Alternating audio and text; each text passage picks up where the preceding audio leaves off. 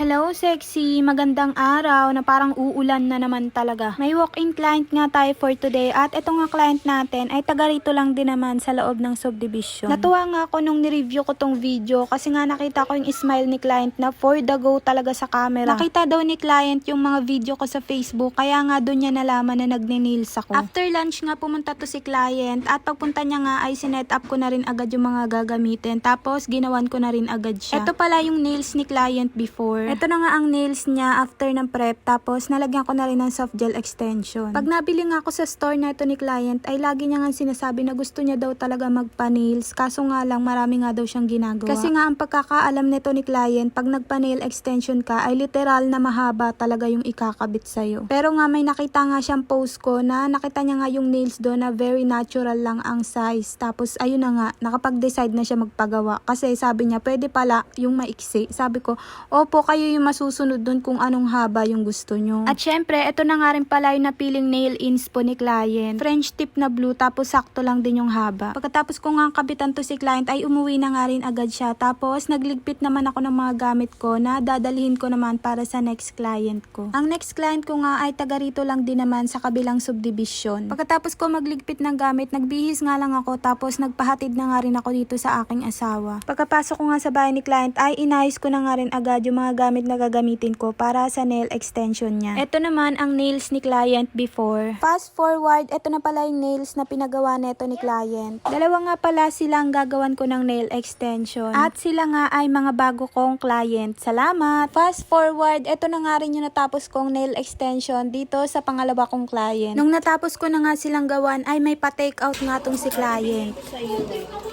Thank you. Nagpasundo na nga rin agad ako sa aking asawa para nga makauwi muna ako ng bahay at makapagpahinga nga kahit ilang minuto. Pag-uwi namin ng bahay ay nahiga nga lang ako ng mga 30 minutes tapos nagpahatid na nga rin ako dito sa aking asawa. Para naman sa last client ko na dito nga lang din sa kabilang subdivision. Ito palang last client ko ngayong gabi ay bagong client ko din. Ang ipapagawa pala nito ni client ay soft gel extension at eyelash extension, then magpapa-brow threading din siya. Fast forward, ito na nga yung nails na nagawa ko kay client. Siyempre, pagtapos ko nga sa nails ni client ay nag-brow threading na nga ako sa kanya tapos sinunod ko naman tong eyelash extension niya. Nagpasundo na nga rin agad ako sa aking asawa pagkatapos ko nga gawan tong last client for tonight. Ang masasabi ko lang ay maraming salamat sa mga client ko dyan at sa mga bagong client at sa mga paparating pa na client. Salamat!